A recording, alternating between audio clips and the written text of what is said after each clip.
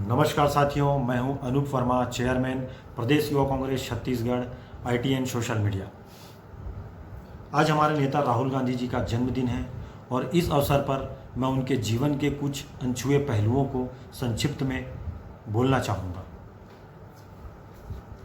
राहुल गांधी जी एक ऐसे जन नेता रहे हैं जिन्होंने अपनी शिक्षा आतंक के साए में पूरी की। किशोरावस्था में प्रधानमंत्री दादी को अपने ही अंगरक्षकों के द्वारा गोलियों से छलनी होते देखा। जैसे ही जवानी की दहलीज पर पहुंचे थे, पिताजी को आतंकवादियों के बम से चिथड़े हुए मृत शरीर को देखा। फिर मां को संभाला, खुद को संभाला और अपनी बहन को भी संभाला। दून यूनिवर्सिटी, कैम्ब्रिज यूनिवर्सिटी तथा हार्वर्ड यूनिवर्सिटी से MPhil की डिग्री प्राप्त की।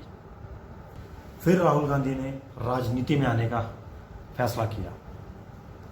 लाखों का सूट पहनकर सैर सपाटे की सर्व सुविधा युक्त आरामदायक जीवन शैली को त्याग कर खादी का वस्त्र पहनकर गरीबों, दलितों, मजदूरों, आमजनों तथा अल्पसंख्यकों के बीच जाकर उनकी तकलीफ़ों को समझा और उनके दर्द को महसूस किया।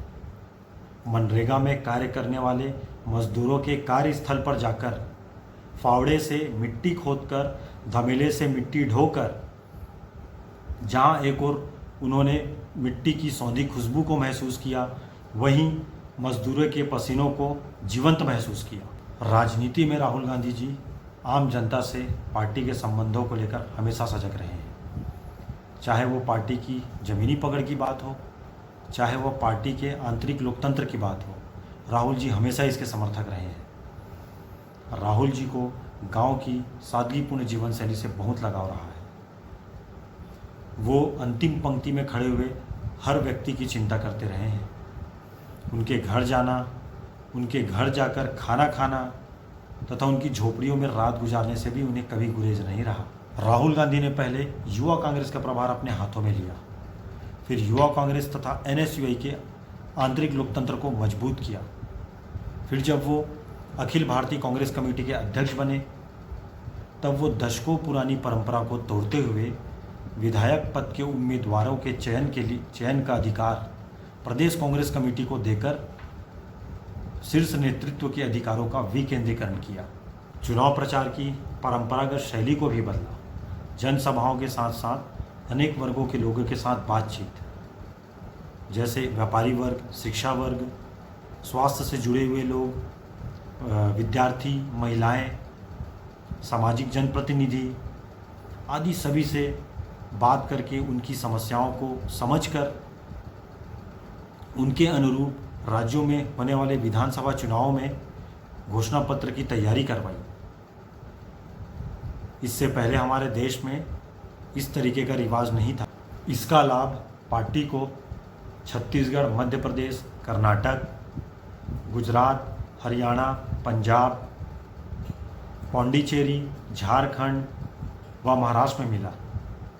कुछ राज्यों में कांग्रेस की सरकारें बनी, कुछ राज्यों में साझा सरकारें बनी तथा कुछ राज्यों में उल्लेखनीय रूप से बढ़त हासिल हुई। राहुल गांधी को सबसे ज़्यादा चिंता सर्वहारा वर्ग की रही है।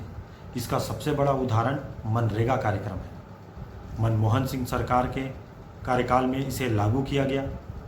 फिर UPA सरकार के 10 साल के कार्यकाल के दौरान लगभग 14 करोड़ लोगों को गरीबी रेखा से ऊपर लाने का उल्लेखनीय कार्य किया गया। इसका दूसरा उदाहरण 2019 के लोकसभा चुनाव के घोषणा पत्र में दर्ज न्याय योजना है। इसके तहत गरीबी रेखा के नीचे जीवन यापन करने वाले देश के लगभग 5 करोड़ परिवारों को यूनिवर्सल बेसिक इनकम के रूप में 6,000 रुपये मासिक राशि न्याय योजना के तहत दिए जाने का प्रावधान रखा गया था।